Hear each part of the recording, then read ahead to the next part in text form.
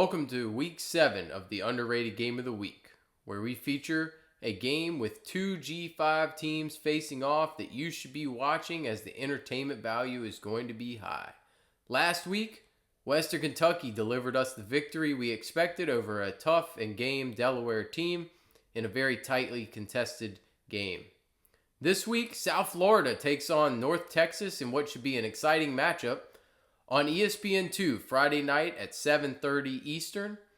The total in this one, 67.5, just a beautiful high line. And it opened with North Texas favored by 1.5, but has since moved to South Florida minus 1.5. So we've got a very tightly contested and very bet-on game that everybody's looking forward to.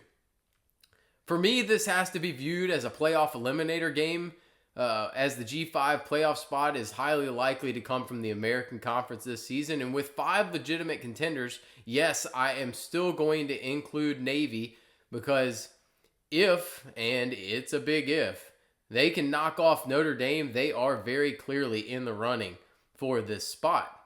In addition to its season-long implications, we have two absolutely explosive teams that can get it done in a variety of ways to put up big numbers on the scoreboard. On the South Florida side, we've previewed them previously when they played Boise State, and since we checked in on them, Byron Brown has continued his exploits of being what Lenoris Sellers was to South Carolina a year ago, leading the team in rushing while creating big plays in the pass game.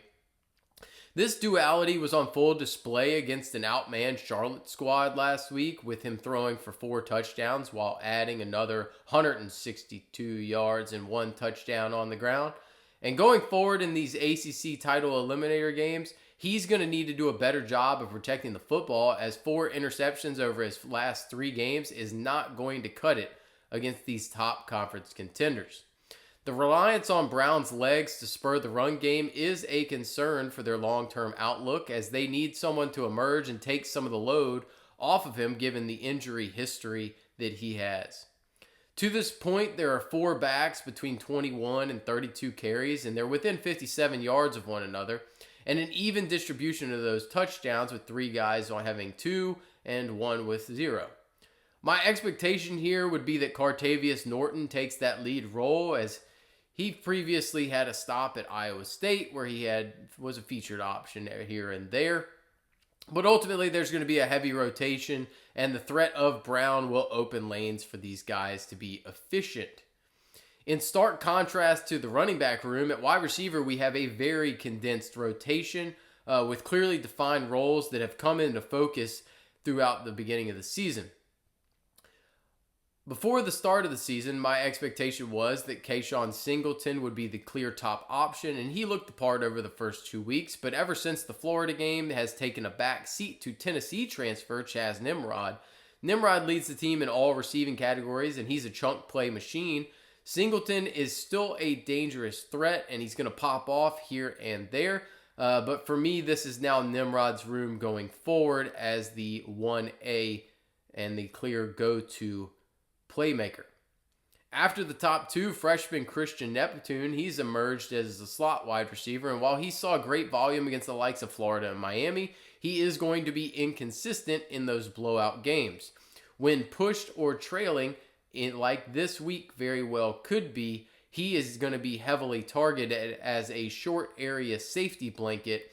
I think he gets a fair few amount of targets this week in this tightly contested game. On the defensive side of the ball, they have been stout.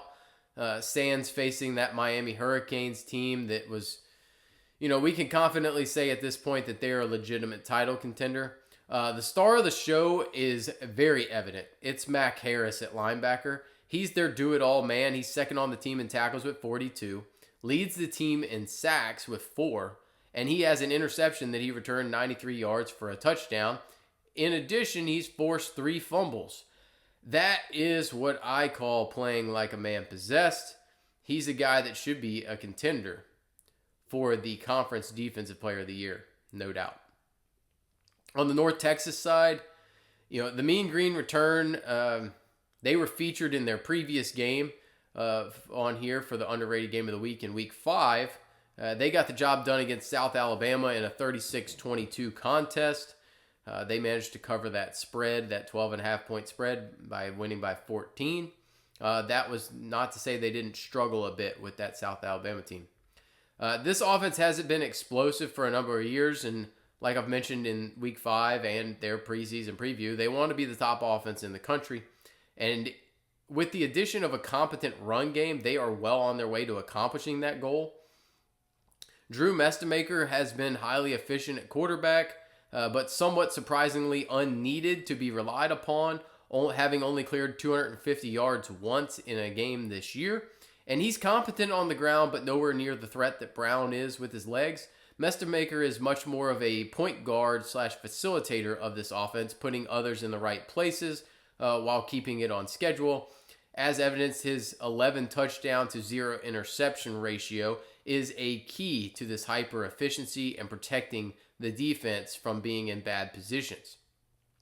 The biggest surprise for this offense has to be the success of this ground game, as it has not been a staple in years past. Years past, it's been the Huck and Chuck offense.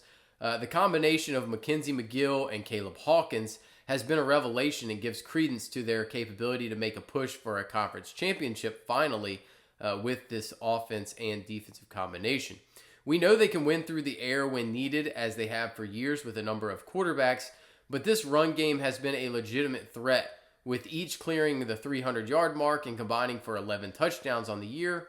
I believe that McGill is going to end up being a nice complementary piece to Hawkins in the end, as the 6'2", 200-pound freshman has been an explosive weapon that has come on strong over the past 3 weeks, including 99 yards and 4 touchdowns against Army, and 218 total yards and 3 touchdowns the last time out against South Alabama. And the other shocking plot twist for me is that Miles Coleman still hasn't cleared 100 yards or caught a touchdown in a game this year.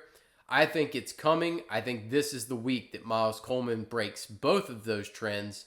You know, he was Mestemaker's high school teammate, leads the team in catches and yards. The ball's just been spread around so much, and they haven't needed to chuck it as much. I think we do see Coleman get 100 and a touch this week. The defense has been leaky, specifically against these power run teams. We talked about that previously with Western Michigan, with Army. They did leak some points to South Alabama, which is no surprise, but this Bulls offense is probably better than all 3 of those. Now, they're not the greatest power run scheme for South Florida. But that's not to say that they don't present plenty of problems for an opportunistic defense that has done a good job of forcing turnovers and getting home to the quarterback. They've showed plenty of improvement over previous iterations, certainly though, so there has to be some hope that this defense can carry the load, because previously they would just give it up freely. I really want this game to be a back and forth, whoever has the ball last offensive score fest. I want to manifest that into existence very badly. I just hope that's what we get. I would be surprised if we don't, to some extent, given the composition and how these teams are built. When South Florida's got the ball, I think Byron Brown presents a ton of problems that North Texas has yet to face this year, and they've leaked points to far worse offenses. Brown and Cartavius Norton are going to give them a power run presence that they are going to have to deal with. And if they can get it going on the ground, then it's going to force more defenders in the box, which is going to leave the likes of Nimrod and Singleton free to operate on the outside in single coverage and available for those explosive plays as they do present matchup issues on the outside.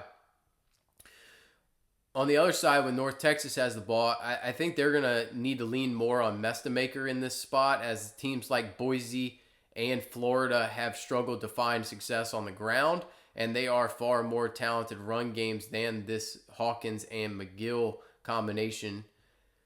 That's not to say Hawkins hasn't been super impressive, though. And I do believe Coleman comes up big here. I think he's the guy that needs to be the difference maker on the outside. And I think he does, like I mentioned, clear the 100-yard mark and score 1 touchdown in this game. The Bulls are more capable of stopping North Texas. I do think the Mean Green have shown ability to force turnovers while doing a good job of protecting the football. And this has all of the makings of a good old-fashioned shootout. In a game where it's going to come down to who can make plays late to either pull away or get just enough, I have to side with the biggest difference maker on the field. Give me Byron Brown to get it done and win the game outright for the Bulls.